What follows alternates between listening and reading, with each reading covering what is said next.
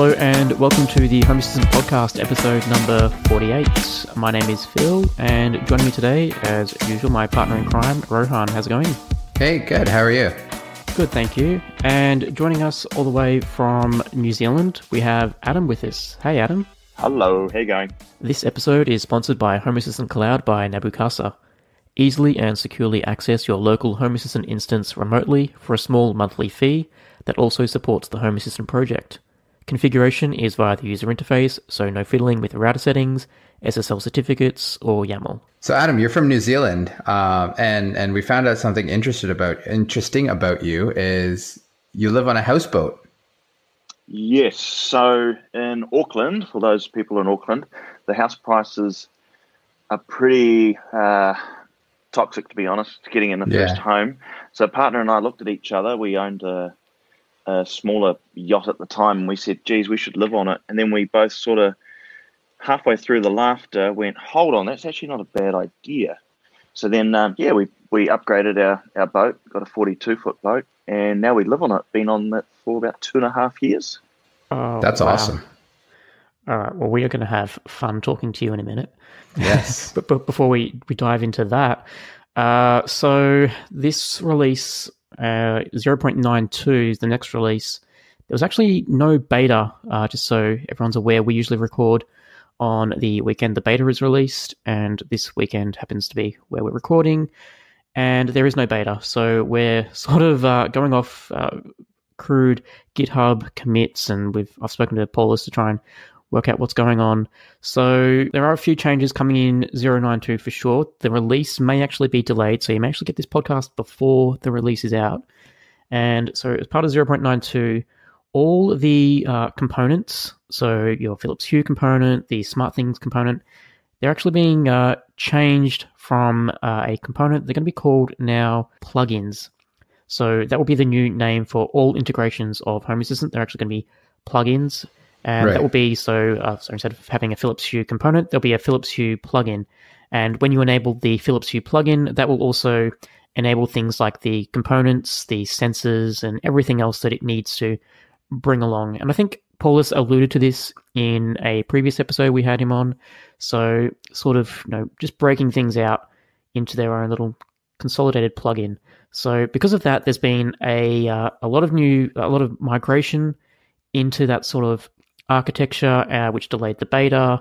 So there's going to be probably a few breaking changes, especially if you're using custom components in this release. So do watch out for that. Unfortunately, we don't have all the details around that. There's also a discussion about with the dev team about a possible change to the release cycle, increasing the beta from 1 week to 2 weeks, which would essentially be that on the same day, the new stable release would be launched, and then a week, and on the same day, the beta for the following release would be launched. So we'll have to see. There's a lot of discussions about that, very early days, and this is just goes to show how far the Home Assistant project really moves. Really moves fast. I think last time we had Paulus on, he said a couple of things, and we're about to discuss them. They've already changed amongst that. So, yeah. Yeah, I think the other piece is also the nomenclature itself changing, even from little things like changing it from component to plugin, right? So to me, that's it's interesting because for me, a component is a core piece of the puzzle. Yes. Whereas a plugin is an external piece. So which I think it's personally is more accurate. I know it's not a huge deal, but I think it's just a little more. It also consolidates the terminology around, I think, too. So you, in Home Assistant, you have components, and then you've got sensors and all that sort of thing, and then in Hass.io you've got add-ons. Now it's just going to be a Home Assistant plugin and a Hass.io add-on. That's all you should really have to worry about. You don't have to worry about if you're loading a component or an entity or something like that, or a platform, I should say. Yeah, exactly. And everything is really a plugin, which then goes under the bigger architecture of the system. So yes, exactly. Some other big news: Home Assistant Android app is coming. So Robbie, who created the iOS app, started work on an Android app, and interestingly enough, he mentioned it on April Fool's Day. Everyone thought it was fake. I think, yeah, everyone was like, April Fools, or is this legit? Or and it turns out it's legit. So I think it's awesome. I know there's been a lot of talk about when there's going to be an official Android app. So I think hopefully we'll see that in the next little bit. I know it does take quite a bit of work. So yeah, but I think Robbie actually set himself some pretty decent targets. Like, I can't remember the dates exactly, but within a couple of months, I think there would at least be an alpha or a beta out for people to play with. So, yeah. Wow, that's awesome. Yeah, I know there was the newer iOS release as well, so the 2.0 beta. So, I mean, Robbie, good for you, man. Like, it's Robbie and the entire team as well. You know, you guys have been doing such a fantastic job releasing these. Just it does take quite a bit of effort, and I know it's all on personal time, so thanks. Yeah, absolutely. And another feature that Paulus talked about last time was that Home Assistant add-ons are not available through the Home Assistant remote cloud access. And of course, Pascal must have been listening on that and was just like, oh, challenge accepted. And sure enough, he's made me out to be a fool on Twitter, at least, and has said, nope, this is an ingress feature and that you can now run on Hass.io, and you can access all your add-ons remotely if you're using the Home Assistant Cloud URL. So it's now stable. I don't believe it requires a Home Assistant update. I did see a few commits which will be released in the 0.92 release of Home Assistant whenever that lands. But if you are a Hass.io user and you want to use it straight away before 0.92, Frank has created the AdGuard plugin or AdGuard add-on for Hass.io, which does allow you to use this ingress feature. So yeah, amazing work. And this is sort of the stuff we get to see the Home Assistant Cloud subscription really helping out. You know, Pascal is the full-time employee for Nabukasa, who works solely on Home Assistant and Hass.io. So yeah, that this is sort of the fruits of that coming out. Yeah, which is awesome. So also for in terms of what's coming out with releases, talking about 0.92, there's going to be a couple of updates on Google Assistant. So now you're going to be able to ask the assistant to say, is your door opened or is it closed, and so on and so forth, right? And I think that's going to be a nice change. And if you are using HEOS or HEOS, there's actually been some massive updates in this release. Now it uses config flows, so you can do it all through the UI. And there is also discovery support, so Home Assistant will automatically discover any of those speakers. And just in case you aren't aware, they are a competitor to Sonos, so good to see some more multi-room Wi-Fi speakers being added into Home Assistant. Also, we talked quite a bit about streams, especially in our last episode. And so now we've got Foscam, Axis, NetAtto, Doorbird, and ONVIF. All the plugins for those have been updated to support streams. So awesome work there. Yeah. I know a lot of people were excited about the stream functionality, and I think, you know, now more people can start leveraging that too. So that's fantastic. Absolutely. A slight change to the light service, and this will affect, I believe, all light components. So it doesn't matter if you're using Philips Hue, LifeX, or Lightify, it's all going to be the same. When setting a light to brightness 0, they will actually be turned off. So if you have bulbs that somehow can support brightness of 0, you might need to just bump it up to 1 or something, because it may become a breaking change for you. Right. Ostrom Lightify, the component is actually being rewritten. So initially it's not going to add any new support, but then afterwards you're going to see Scene and so on coming out as part of that platform. Nice. And user permission checking is now available to all Rain Machine services. So now you can control who is allowed to water your garden.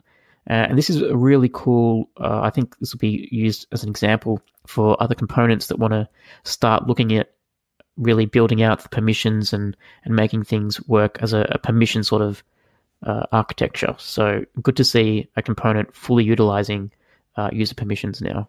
Also, a bit of a breaking change in 0.92, which is the AWS Lambda, AWS SNS, and AWS SQS notify platforms. All of those have actually been consolidated to the single AWS component. soon to be called plugin. And essentially, yeah, if you utilize any of those, you do want to watch out for that and make sure you're moving into the AWS component. Finally, for what we at least know so far about 0.92, there is a new camera component added when you enable the BOM component for the Australian Bureau of Meteorology, which will display a radar loop of a weather radar. So any fellow Australians out there, I'm excited to replace my windy.com animated GIF on my Lovelace UI. So yeah, thank you everyone for contributing that. That's awesome. And now Adam. We usually don't get to this part very, very quickly, but yeah, it's kind of interesting. Now. No, there's no reason to be. So I mean, to me, this is cool. You've got an interesting Home Assistant setup. We touched on it a little earlier. You live on a boat. So what does that mean? How does Home Assistant work in your environment? It's so weird how it came about, because I'll tell you how it came about. We would get home and the boat would be dark. It'd be pitch black. Yeah. You'd have to go down the companionway stairs, and they're not normal stairs. They're almost 60 degrees down. So you know, lucky if you don't fall down them in the darkness. Then you find your way around the boat and finally find the light switch, and you turn it on. Oh, great. And then we thought, no, we'll go to the local hardware store and we'll grab some touch lamps. So when we open the hatch, we can just hit the light. Great. Several times, though, we'd accidentally leave them on. The batteries would be flat. And I thought there has to be a better way. And, of course, there was.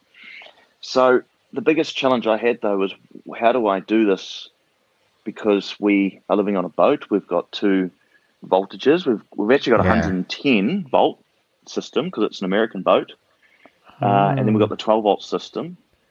We go out sailing. We don't have an inverter, so we lose the 110. Do we have internet when we're sailing? No. Then you look at other things like, will the devices work? I need them to be local. Am I going to use a Raspberry Pi or a Nook? Well, that depends on what I can power it with. So all these things started to, well, it was more questions than answers, really. So I had to sit down and really think about what I wanted out of the system and then how I was going to do it. So I started with a Raspberry Pi because I thought it's a few dollars, and if it all goes wrong or I want to upgrade, then it's no big deal. Yeah. But then the other things is, what can I do? What can I buy? I can't just go out and get a smart lock because there's no door on the boat. I can't go get a doorbell camera because there's no doorbell. So all these great products. I love listening. I listen to your podcast all the time, and I hear all these great products. I think, oh, that'd be so cool, but I can't use it. Yeah. So I started with, what do we want? What do we want to do? And what are we trying to achieve? And the first thing was, I want the damn lights to turn on when I get home. And that was really easy. We just got some LED strips.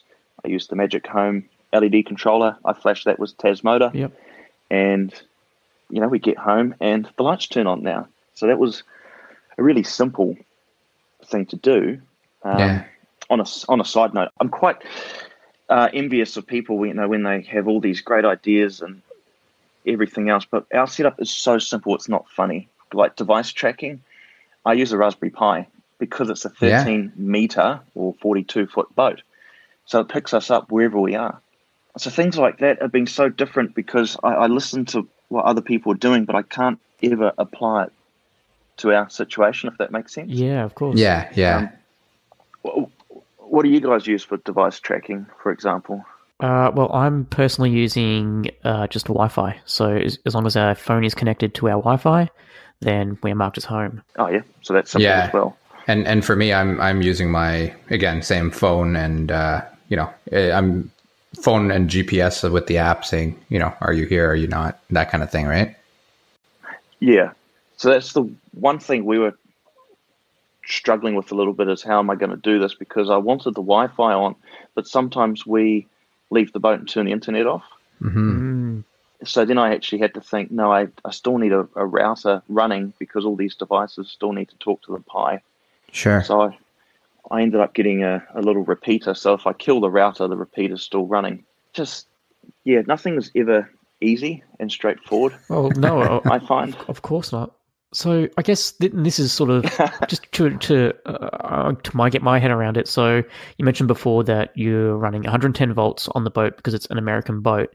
I know New Zealand and Australia share very similar standards. So most of the electricity products in New Zealand will actually be 240 volts.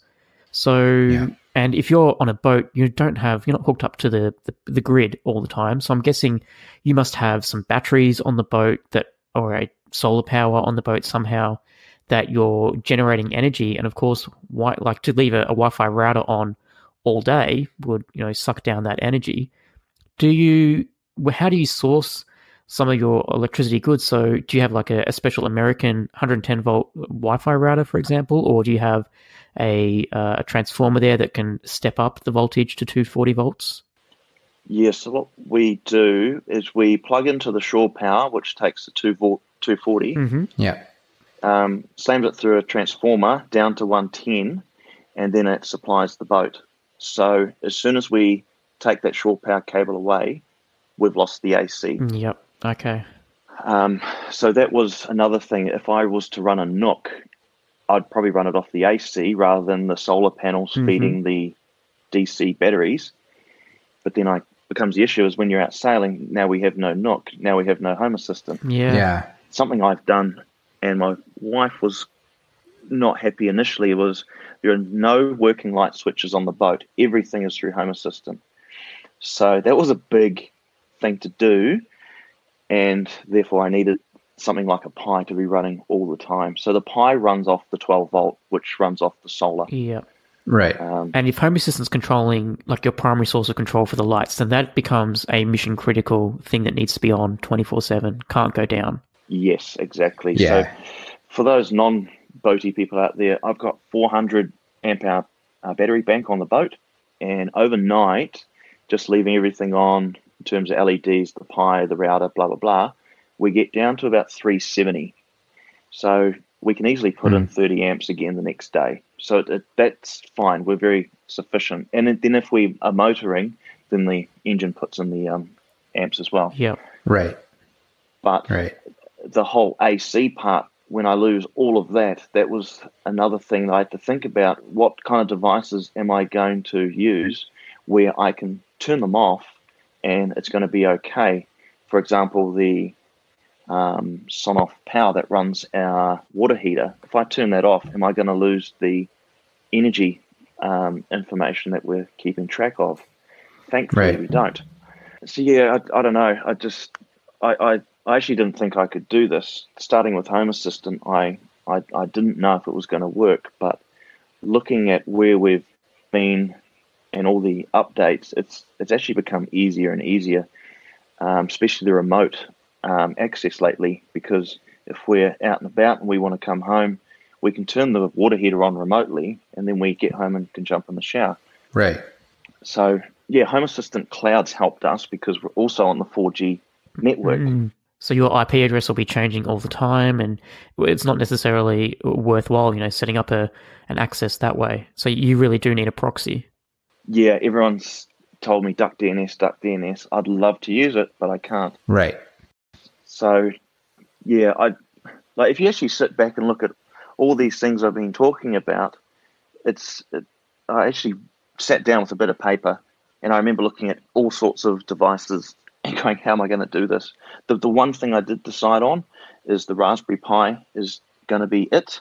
I'm not going to upgrade or anything, and the 4's coming out next year, which I'm hanging out for a little bit. But then I also decided I'm only using MQTT. There's no other protocol. There's no Zigbee, Z-Wave, nothing. Right. Only MQTT. So if the device doesn't use that, I can't put it into our system. But it's made it easier in a way. Yeah, because that was going to be my next question. Sure, because being out in the boat, surely you don't have to worry about Wi-Fi interference from apartments or condos that are upward on different levels, but there surely might be other communication systems or anything like that that might interfere, like a Z-Wave or a Zigbee radio might interfere with those systems of other boats or even your own boat. So I'm guessing, you've got to also take that into consideration as well. Yeah, the one thing I did find myself, and I guess we're all guilty of this because it's a little hobby on the side, is I started looking at all sorts of stupid things that we didn't need. So I was like, I can put this into Home Assistant, I could do that, I could do this. And then I thought, well, do we need that? Do I want to do that? How much is that going to cost? And it was normally the cost, because now I'm looking at marine products trying to integrate with Home Assistant. Right. So for me, keeping it simple is the best idea, keeping it slim as well, because we're only on the Pi. And just, cutting out the non-essential. I used to have so many sensors. It wasn't funny. I used to keep track of how many astronauts were in the International Space Station. That's gone. I don't need to know that anymore. Yeah, fair. You just start looking at all these stupid things that you think you might need. So it's funny because I listen to the podcast and I listen to what other people are doing, and I find that people are going more and more, because it is a hobby and it's fun to do. But for us, I've had to cut it less and less. But our setup now is absolutely mint. The Pi doesn't go over 20% CPU. It's just humming along. But the only thing is I can't do anything interesting like Grafana. I tried that and things started slowing down. Yeah. Yeah. Do you find that with, especially with power and things like that too, you're probably a little more susceptible to corruption and things like that on your Raspberry Pi, or on the flash card on the Raspberry Pi rather, than the rest of us are. Have you had those issues, or have you been okay?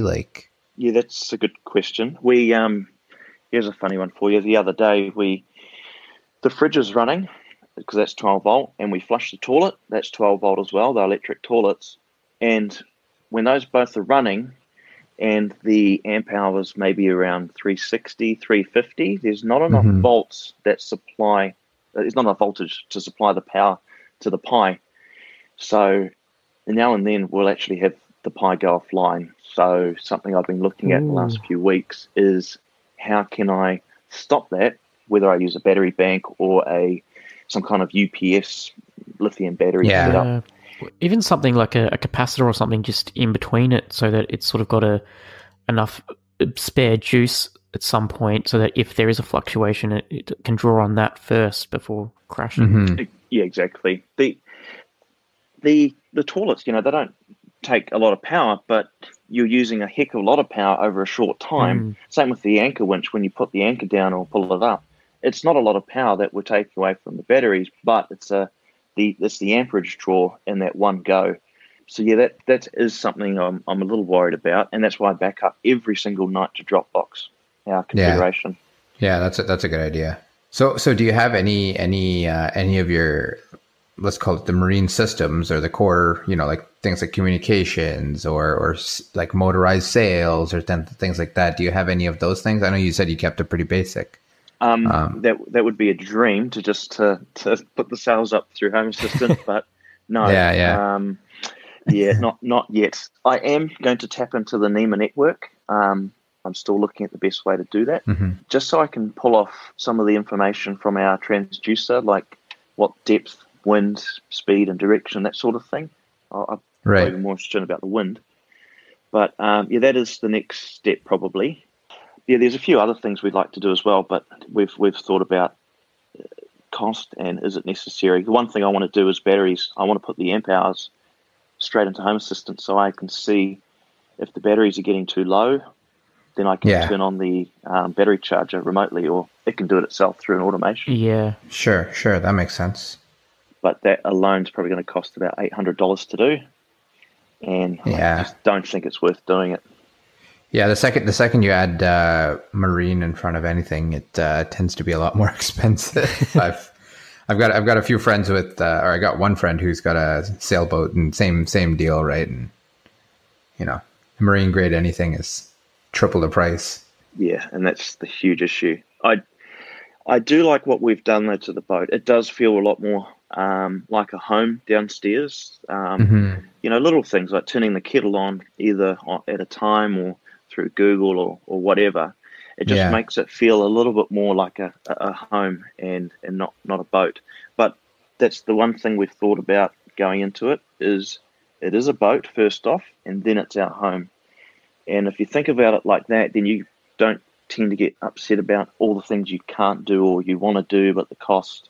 I know it sounds a bit odd, but it is a mindset. It's not really a home. It's a boat at the start, Yeah. So I guess you mentioned before just then through Google and you've got everything controlled via Home Assistant for your lights.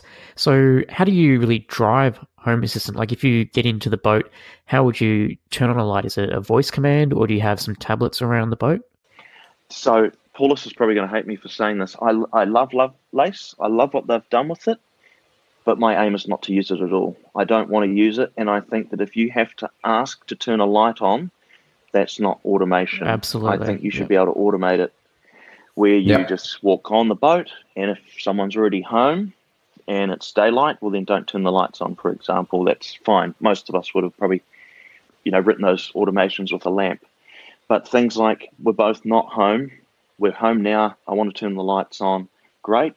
But then little things like my partner and I were both airline pilots, so we're both shift workers. So she could be asleep and I get home at midnight. What do I do now? Do I turn the lights on? Do I not? So we've actually done things like our Apple Watches sends a push notification and I can say, turn on the lights in the living room or do this or do that. So there are little workarounds, but I don't want to come home and have to ask to turn a light on or things like that. When it comes to a kettle, well, I don't know how you're going to predict that you want a cup of tea. So sure, you can ask it to turn on the kettle. Things like a shower as well. Yeah, it doesn't know if you showered this morning or not. I'm not going to put a smell sensor on my partner, so I thought that's fine too. We can just ask to turn the water heater on. That's fine. Yeah. But other things, no, I don't want to do that. Lovelace is very bare for us as well. Just very general things. A couple of switches, I can turn lights and the water heater, dehumidifier, the actual heater on, kettle, but nothing else. Yeah. Do you guys use Lovelace quite a lot? Do you actually use tablets and that sort of thing, or are you trying to sort of go the way I've done it? So, well, primarily for me personally, I think I do try and have the whole the house should adapt to you. So there are motion sensors in most of my rooms where I think I've only got the bathroom and the toilet, which don't have motion sensors because guests use those and they may think that, if people aren't into this hobby, they may think that they're cameras, not just motion sensors. So it gets a bit, I don't want people to feel uncomfortable. So, but in every other room, there are motion sensors that detect the light level and occupancy. And so, the idea is that if it's too dark in a room and you walk into a room, the lights turn on. And, you were describing, Adam, before your edge case of like shifts and when should the house turn the lights on.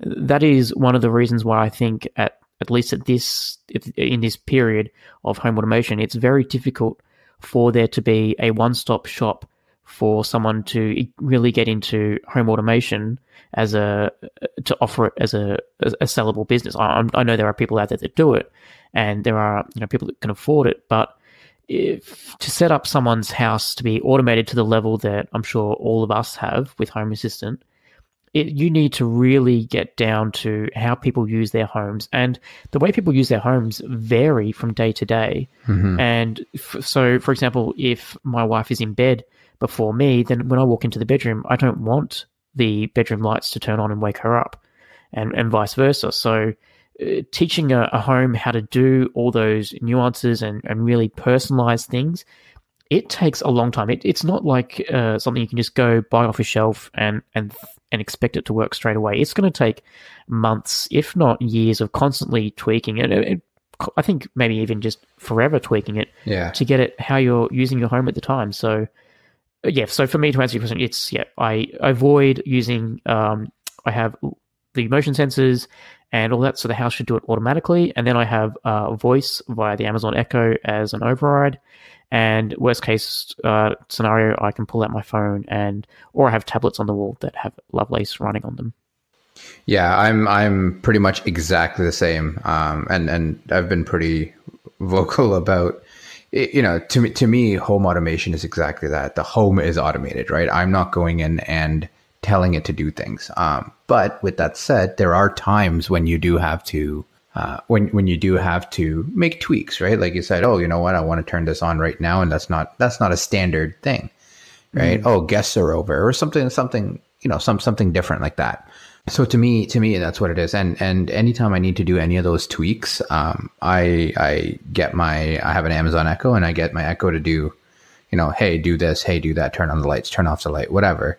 And outside of that, really, I don't use the UI. I do when I need to do something specific or if I'm testing stuff. But outside of that, I really don't use it. And my partner, she hates having to do any of that stuff.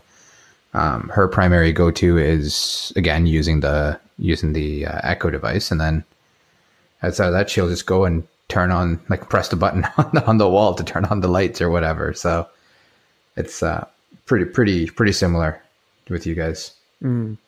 Yeah, I do think it's a tough thing to do, because I don't know how you guys write automations, but I normally sit down with a bit of paper and I write down at the top of the page what the problem is. So I want the lights to turn on when I get home. Then I go, how am I going to do that? Well, I can do it through Bluetooth and the Raspberry Pi. Great.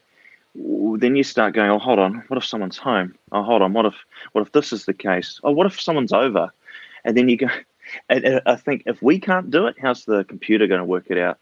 Yeah. But yeah, there are ways to get around it. And I think if you can avoid just having to ask mundane tasks that should be done automatically, I think we could probably benefit from motion sensors. Yeah, then again, I haven't sat down and thought, what are the negatives of that either? Well, that's right, and particularly in your original use case it was MQTT only, so therefore motion sensors are going to have to be somehow connected to a Wi-Fi connection in order to access that server. Yep. And motion, batteries on a Wi-Fi device aren't usually that crash hot. So that's sort of where the strengths in a smaller protocol like Zigbee or Z-Wave come in. But then you have to run another radio or another protocol on the boat, which, as you've already mentioned, can get a bit tricky. Yeah. Yeah, and on the counter is you could try doing some wired sensors, but again, then that's power, right? So yeah. Especially because this is the thing, right? So in a house where there's constant power, things like, oh, well, if I just need Wi-Fi, I'll just plug it in and I'll constantly have power. But on a boat, this is where, Adam, you've got that unique situation where you really have to think about a solution that's going to be efficient, not only electricity-wise, but also, is quick enough to respond and it's, worth doing. Yeah, and that's what goes, saying what I said before, you look at these great devices and you think, damn it, I can't use it. Or if I use it, I'm going to have more problems on my hands. Or, I actually really enjoy looking at forums and seeing people having issues with all sorts of devices that I just don't own. I think keeping it simple has worked for us, and just keeping it lean as well. As I said, I don't need all these stupid sensors. Yes, it's cool to see how many things are in space or whatever, but then you just got to work out, what are we actually trying to do? I made a little automation that kept track of our cars and when they needed to be serviced. And it was just a date. And then X amount of days from that date, it's going to send us. But then, of course, you get emails and reminders from the car places anyway. So I thought, I'll get rid of that. So that was my recent cull. And it actually feels nice to do a little bit of a spring clean on the automations and the sensors. I don't know. Maybe I'm the totally no. I completely hear that. Well, but it's to our earlier point too, right? Is even if nothing, your habits also change, right? Maybe you change a job and maybe you're maybe you're not 9 to 5 anymore, or maybe you weren't 9 to 5 and now you are, and different situations arise, right? And at some point that means, you need to, again, exactly what you said, home spring cleaning, right? So yeah. I don't know how many different devices you guys have, but we literally run, I'd probably guess off the top of my head, 12, and that's it. Yeah. Wow. Because that's all we need. And I think there's a lot of merit in just having a smaller setup. But I did automate my dad's house, and of course, we had 18 plugs just for his lamps alone. Yeah, yeah. Oh, that would have been a fun I'm a project. huge believer of. Yeah, I'm a huge believer of keeping it simple too. So I'm with you there. But I find it funny because a couple of episodes ago, there was a person, you're talking about the Xbox component, Yeah. and someone was so excited about it, it wasn't funny. And I thought that's quite interesting because it sort of snapped me out of my little, I'm quite happy with our little setup and things like that. And then you hear what other people are doing, and you think, man, this person's using their Xbox to do all these other things when I don't even have a console. I don't have anywhere to put it. Yeah. But it's cool to hear what other people are doing out there. But one thing I have come across a few times are people saying to me, "Why don't you do it like this?" And it's like, yeah, that's great, but it just doesn't apply, or it won't work like that.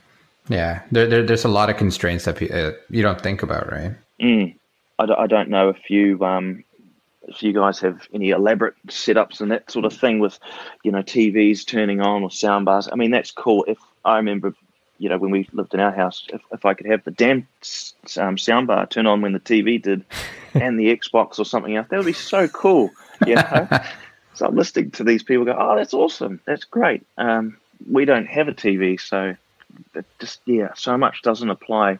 And in a way, I'm in two minds. I wish I could go out and buy all these things because it's such a fun hobby and the community's great. What you guys are doing is great.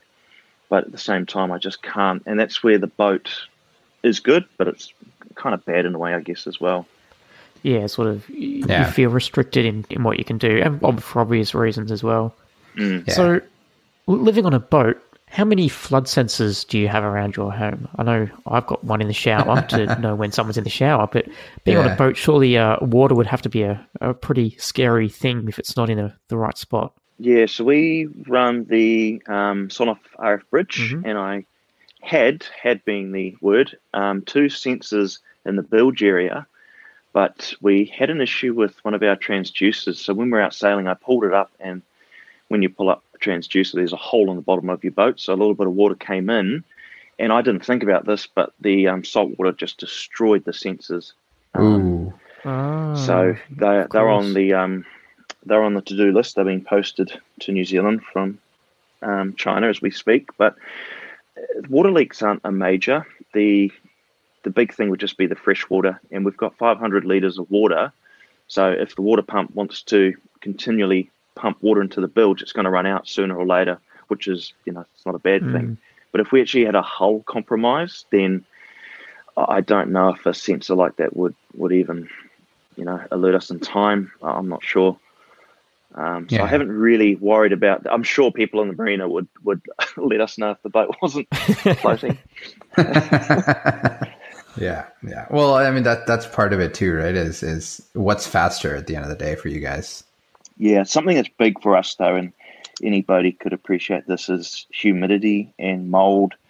It's just that the winters can be quite tough. So just having temperature sensors alone across the boat is quite interesting to see, how cold does it actually get and what the humidity is. Because sometimes we come home, especially in winter when it's a nice, wet, rainy week, and it can be up to 85. And it's not good for anything underneath. So I've got probably about 4 sensors. It's not a big boat, but I've got 4 temperature sensors around it, just so I can keep an eye on what's going on, and it just lets us know. So there are little things you can do like that to help you out. And how would you heat and cool the boat? Because obviously electricity's not. I'm guessing if you're not plugged in, electricity is a bit hard to run something like that. Actually, next week we're about to put in a diesel heater. We haven't had a diesel heater before, which would be quite interesting. It burns about a Coke can worth of diesel, maybe in 2 hours of use. Yep. So that would be quite a game changer, because we're going to have vents all throughout the boat to pump this air through. For cooling, though, that's easy. We just got USB fans everywhere, and they do really well. I'd love to automate a fan, but how do you automate a 12-volt fan? I'm still working that out.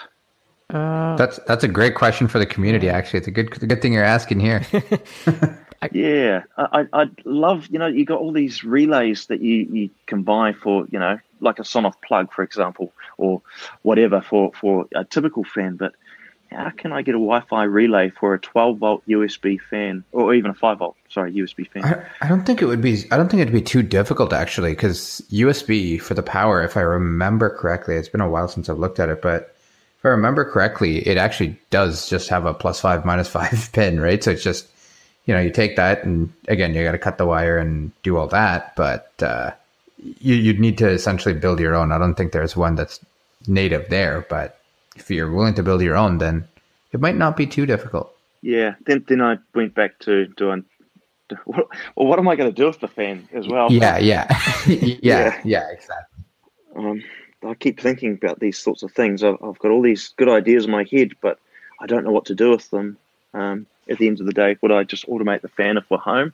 Well, then what if my partner's not hot, or or the temperature's fine? Yeah. So I think sometimes efforts outweighs the benefit. But I do have a little idea. Maybe you guys can weigh in on this. I'd like to. Outside, we've got a power, a little plinth that we plug the shore power into, and on it there's a little LCD counter of how many kilowatt hours you've used, and for every kilowatt you use, a little red light flashes. And I thought, geez, if I could get some kind of setup where I could power it from a little solar panel on this unit. It needs to be Wi-Fi or MQTT, and I can just have it counting these pulses, and then it could send me how much power I've been using. Okay, that's interesting. So, what is the? I'm not sure about the counting of the pulses. I'm sure you could use that, but what about the display of the numbers? Because there is a component that allows you in Home Assistant, if you've got a camera, you can point it at those 8-bit displays of the numbers, and it will actually, and it's actually to do what you've described, to actually read a meter. So you just point a camera and then you pass the picture that's taken to this Home Assistant service, and it will read the numbers out, and then from there you can then automate something based on whatever the value is returned by the camera. Well, question would be, are you planning on taking this out? Like, is this at the shore power side, or is this on the boat side? And if it is, you have to remember to remove it. Yeah, that's true. It'll be on the shore power side, because it will just be counting how much AC we've been using. One thing that we have done successfully is the water heater. That's the biggest culprit for power, and also the electric heater. They're the two that draw our power bill last month was $20. So it's not that critical, but yeah, the water heater has been an interesting one, because the Sonic Power just, when we asked to turn the water heater on, it turns it on for half an hour, then turns back off, where we were traditionally running it 24 hours a day. For what reason, I don't know. We're just wasting power, really. But we were thinking in the mindset of a house, and then I thought, well, if I have some kind of counter, I could get the kilowatts that's used, and then times it by how much we get charged. But then I actually thought, geez, if we could actually do it at the shore power side, that'd be quite an interesting little project. Yeah, you'd be able to get the whole boat's usage and then work out try to extrapolate what's causing it. Yeah. It's not really necessary though, is it? A $20 power bill. Yeah, fair. But that's man, this is actually really interesting. I don't think we've ever had this sort of conversation on the show before. It does require a bit of thought. So, like, you have to put a bit of thought into, because there's obviously the constraints of, there's electricity that I can just plug into. It's sort of, you've got to think a bit further on how can we do this as economically as possible. Absolutely. And again, while not drowning all of your materials. Yeah. Right. So yeah, that's the hard part. I think the other thing is just trying to keep it lean, hidden, and the main thing is I don't want to have to go into the app. I don't want to have to go into some kind of tablet on the wall or anything like that. It should just work for me, and that's actually quite a hard thing to do, because it often doesn't just work at all, as we all know. You set it up with the best intention. I mean, a couple of times we got home and no lights. Of course, we didn't have our Bluetooth turned on. So just little things like that. But I think overall it's been a good experiment. I think if anyone's got a boat out there. You can automate things. It's just, what do you want to do, and are you going to go overboard? People have asked me, have you automated the nav lights? And I thought, yeah, but we only use the nav lights at night if we're sailing, and I'm sure I can just turn them on at the wall. That's not really something that's going to save me time, to be honest. Yeah, there's no value in it, is I think what you're alluding to. I could turn them on and off for Christmas. I don't know. Yeah, yeah, exactly.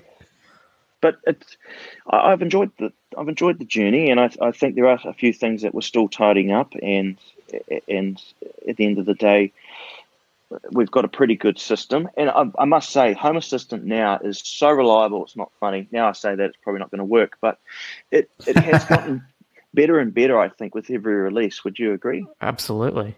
I think if I look at my Home Assistant right now, it has been running for, hang on, I'm going to give you a live update here because I haven't restarted it in quite some time, and usually this is big for me. 5 days. I haven't restarted my Home Assistant in 5 days, and that's because I just don't need to tinker with it anymore. I don't need to go under the hood and find out, why didn't that automation fire? Why isn't that working? So I can just leave Home Assistant running for 5 days. It's not going to crash, and yeah, I think, asked of me that 6 months ago, I would maybe have it running a day before I'd have to restart it, or I'd be tinkering with it to try and get it to work. Yeah. Did you guys used to, maybe I'm the only one, but would you always update to the latest version, or would you hang back? Well, since doing the podcast, we try and, at least when the beta comes out, we try and install the betas just to play around with it and see what the changes are ourselves, so we know what we're talking about. Sometimes we don't sound like we know what we're talking about, which is fair. But I do find that the speed Home Assistant runs at, you do run a risk that if you don't upgrade regularly, there's going to be so many breaking changes per every release that, to jump 0.10 releases is going to be a huge undertaking. And sometimes I even see that on Reddit. Someone's like, hey, I'm running a Home Assistant 060, but I would like to upgrade to cloud, so now I need to go up to 0.90. Like, yeah, good luck trying to read all the breaking changes for the last 40 releases. Yeah, at that point, start again. Yeah. Exactly, yeah. It's and I mean, I keep going back and forth with this, right? So I always want to be on the bleeding edge. So I'm actually on the RC channel, on the beta channel. For my development thing, I run 2 instances. One is on the dev side, which I barely touch, and then the other one is what I actually run is on the stable channel. But unless I have a reason to change between stable and beta, I normally keep it on stable. But when things like cloud and stuff are coming out, then I'll flip it to beta and upgrade. And it's sort of like that whole, if it ain't broke, don't fix it sort of thing. Absolutely. But the other side of me is also like, oh, but I want to be on the latest, newest, greatest thing. Yeah. And why, I couldn't tell you. Nice, it's fresh. Yeah. Exactly. And like no updates that's actually affected me, but I'll still update it sometimes, right? but it's also partially in fear of being too far behind, and then I just don't want to rebuild all of my everything again. So it's that's what it is. It's exactly what you said about the breaking changes, Phil. Yeah, I don't want to be that guy. The worst one for us recently was I was on 0.89, and as soon as I went to 0.9, our LED lights stopped working, and I found that I hadn't put Tasmoda on 2 of the LED controllers. So we were sitting there having dinner, and I said, geez, the light should have turned on by now. And it's always at the most inconvenient time luckily, a bug occurs. Yeah, and this is when I got you shouldn't have taken the wires out of all the light switches. We could have had yes, I know, but luckily snapshots, you can quickly get back and you're done. But I must say I've been pretty lucky with breaking changes. But yeah, you do see some people out there that are saying, this isn't working, that's not working. But I have seen less and less of that now on the forums, and people are really asking more about, what are you doing? How am I going to do this? Which is quite cool. It does really seem to be getting in the stable realm, I guess. Yep. I do wonder, though, what is the future for Home Assistant? Is it going to be something that's going to be paid? Is it going to be commercial, or is it going to be in this hobby world? For Home Assistant, do you mean, or for home automation? Well, no, for Home Assistant itself. Well, I think Paulus has always maintained that it's going to remain open source, and the Home Assistant license is actually open source. So even if Paulus decided tomorrow, I want to close everything down and charge everyone for it, even the license that Home Assistant has been released on doesn't allow him, the creator, to revoke that. So it will always be free and open source. You may, and I think Paulus would have to answer this, but eventually there may be devices that come out with Home Assistant installed. I know there was a Kickstarter project that sort of got into a bit of trouble with Home Assistant because they wanted to do that, and Home Assistant was like, don't leverage our brand for it. But yeah, I guess I think the future is definitely bright for Home Assistant. I am personally not concerned about ever losing access to it or having to pay for it. Yeah. I do pay for Nabucasa, but there are obvious fees that go along with that. So that I'm happy to do. I'm with Phil on that one too. It's so, I mean, just we have we're lucky enough that we can talk to Paulus all the time and about this kind of stuff. And from everything I've heard, at least, it is planning to be free and open source for ever and ever and ever.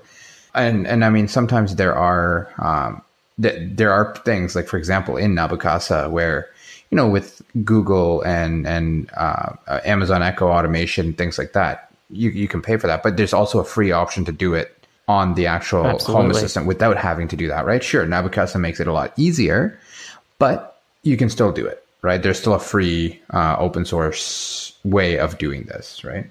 Yeah, I do recommend everyone to be on Nabucasa if they're not, even if you're not going to use it. I think supporting what they're doing is amazing. You should be supporting them. But one thing I'm curious at is the community always going to be there?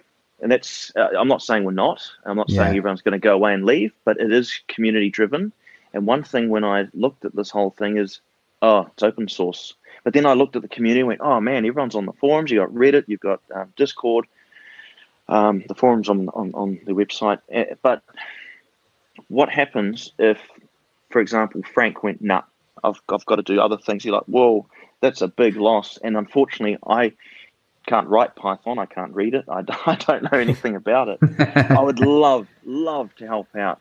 I'm sure many people would. I just don't have the time to learn a computer language. But it is interesting. We are community driven, and that's why I like this podcast, because I think it keeps the community together and alive. And you hear Paulus or someone else from like maybe a Hass.io add-on come on. Yep. And they talk about what's going on behind the scenes. And I think that's really important. But it's not a product anymore. It's, hey guys, this is what I've been up to, and this is how it works, and this is how you could use it. Oh, that's awesome. Yeah, and absolutely. There's a lot of exactly that, right? And to me, that's transparency to some extent. And it's, hey, this is where we're planning on going with this, and here you go, community. It's out there, right? And that's why we have, Paulus will come on our podcast regularly to say, look, I've got this big announcement I need to make. I want it to come from me, though. I think one of the big times was the release of Nabucasa. And it's like, look, we're actually going to be charging $5 a month, and everyone's going to be like, whoa, this is open source. I don't want to have to pay. So let me come on and explain to everyone what the cost is for, and why we're doing it, and we're not, and to reassure people that no, Home Assistant isn't going to start charging you $5 a month just to access everything. Yeah. Which I think lends to your point, Rohan, that it is transparency. Yeah. Yeah, and I think that strengthens everyone's sort of belief in the whole system, because let's be honest, we're all running our houses or boats on this bit of software that's been written by someone, and you're thinking, man, I hope this works, because it's scary when it doesn't. You're thinking, man, I've invested a lot of time, effort, things aren't working right now. When your house isn't working right, you start, I don't know, it's an awful feeling, isn't it? Absolutely. Sometimes it's Home Assistant. You can blame Paulus. Sometimes, though, you have to blame yourself because you wrote the automation wrong or that entity ID has a spelling mistake. But I'm really big on community. I've tried to do a few YouTube videos, and I'm really hitting the beginners. I don't really care about, all these other amazing things that people are doing, really nitty gritty stuff. I think one of my videos was Tasmoda. I'm like, this is what Tasmoda is, and this is what you can do with it. Because I think the more people we get in and get involved with Home Assistant, it's just going to be such a big community. It is growing. Absolutely. Isn't it? Oh, absolutely, yeah. And I think Home Assistant is more in a position to have a longer lifespan because of its lack of cloud dependence. So I've noticed through doing our release notes for the podcast that features get removed or integrations get removed from Home Assistant, not because Home Assistant can't do it anymore or doesn't want, or there's no one there to maintain it. It's that the service has gone under, or the API that Home Assistant integrated with is no longer accepting connections. And I think because Home Assistant doesn't have a reliance on a cloud service, if let's say tomorrow Nebuchadnezzar closed down, then all the local instances would still keep working. You could still run your YAML automations. The lights are still going to turn on. You don't have to have an active internet connection for the lights to turn on, which there's equal chance that Samsung SmartThings may decide, what, Home Assistant's too good and we're going to close shop, and the SmartThings hub requires an internet connection, and if Samsung decides to kill their servers, then everyone who bought into SmartThings is out of luck. And we see this all the time with big retailers that try to get into the home automation game, and now they've decided, we don't want to run the cost of this cloud service and brick everyone's products. So I think Home Assistant, in terms of going away in the future, I think it's much less likely because it is open source and it doesn't have that cloud dependence. Yeah, that's a big one. And I think after especially in January, I think after third or fourth episode of the month, Phil and I think we sat down and we were like, man, finally we didn't have an episode where we had to talk about these guys stopped supporting the product, so too bad, guys, sorry. Right? I that's something I'm really happy that I don't have to do. The only thing we've got is an S Protect, just so I know if the boat's on fire, I can know about it anywhere, which is great. But as you say, what if they said, no, we're not doing that anymore? Then you're like, well, I'm out of luck here, aren't I? Yep. And that again, I think the whole IoTs are getting quite a strong community behind it too, because you start going, I actually can make this myself, or I could just quickly source a few cheap parts together and I can have the same result than buying this stupid. Nothing against Philips Hue, but man, I don't know what LEDs they use in their strips. They must be from NASA or something. They must come with a high price tag, because you can get some real cheap ones at AliExpress and they do almost the exact same thing. And I'm really happy that I'm not in their infrastructure. Mm-hmm. Yeah, it's funny because I've avoided Hue for me. I don't work well with smart lights. I'd rather smart switches personally. That's my take on it. But yeah, I totally know what you're saying, right? But again, this could also happen to. The cost of it is one thing, but even if I did have all the money in the world and wanted to do that, now it's also what happens when Philips just turns around and says, well, you know what? Sorry, folks, we don't want to support products anymore. We don't want to do any of that anymore. Am I out of luck, or am I, can I at least use it to some capacity, right? Do you guys find that the whole Home Assistant setup, whether you've got a Nook or a Raspberry Pi, do you really think that matters? And I know that's quite a broad question, but I know everyone's got their own setup and their own goals out of it, but what I'm getting at is I hear everyone using the buzzword Nook at the moment, and I'm thinking, geez, am I getting left behind? Do I not know something about this whole Nook setup? Do you think it's going to sort of maybe outgrow the Raspberry Pi? So it depends on what you're trying to do. And Phil, I mean, I'd love to hear your take on this too, but the Raspberry Pi, like you said, for you, you're running it, I think you said about like 10 or 20% CPU, and, you're averaging around there, right? And, it works. So, but if, at the same time, if you wanted to do a whole bunch of things, like last episode, we were talking about, using TensorFlow and all these things for image recognition and doing all that. Yeah, okay. If you're doing that kind of stuff, you probably don't want to do it on a Raspberry Pi. And not that you can't. It's just going to bog down your box quite a bit, right? And things will be very slow relative to not doing those things, right? So I think it's just, to me, it really depends on your use case. I don't think there is a perfect, right? I used to run mine on Raspberry Pi, and I just hated having to deal with the upgrades at the time. This is pre-HAS.io and stuff. And I switched to Docker and on one of my home lab machines, and I said, all right, let's do it this way. And it works great, right? I love it. And, I can add whatever I want. But at the same time, I have the ability to do that. Do I need to do that? Not necessarily, right? So I think that's what it comes down to, for me at least. Yeah.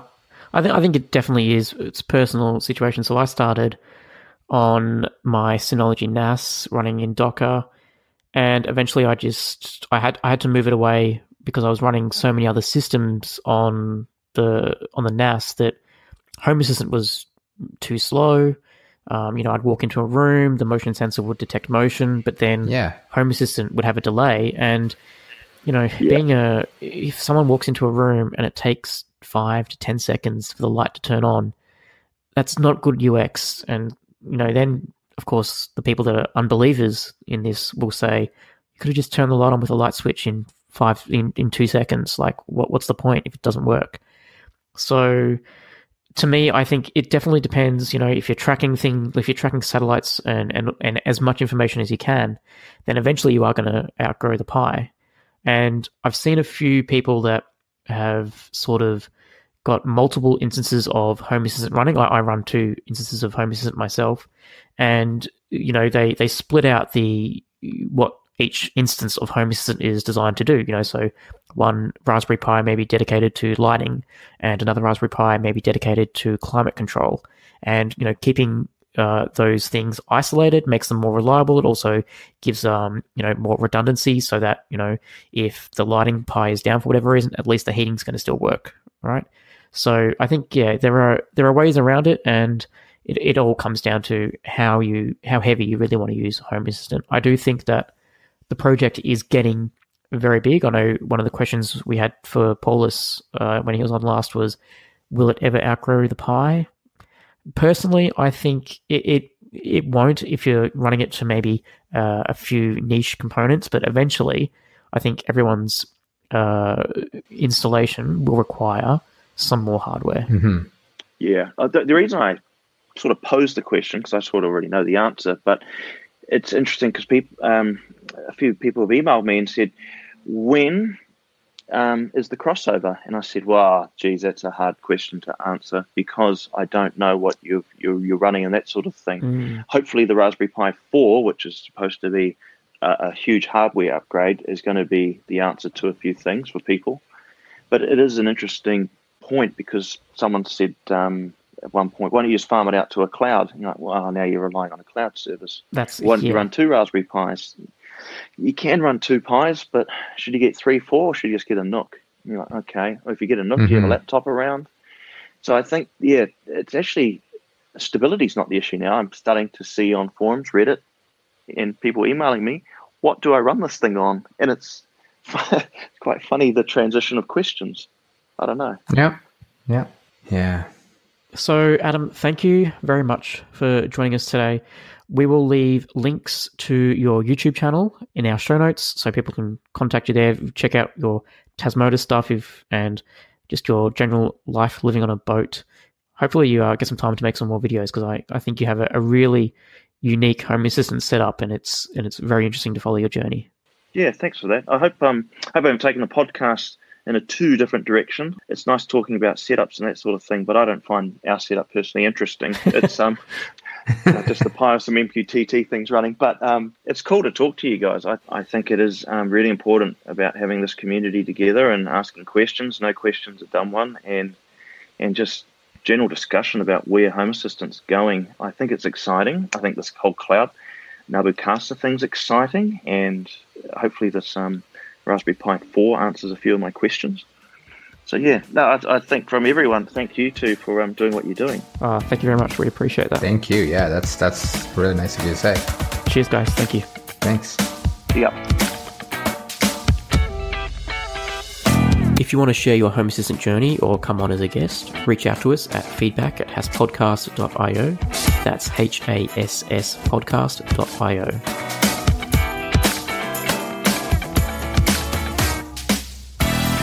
The Home Assistant podcast is hosted by Phil Hawthorne and myself, Rohan Karamandi. For links to topics that we discussed today, check out our show notes on hasspodcast.io.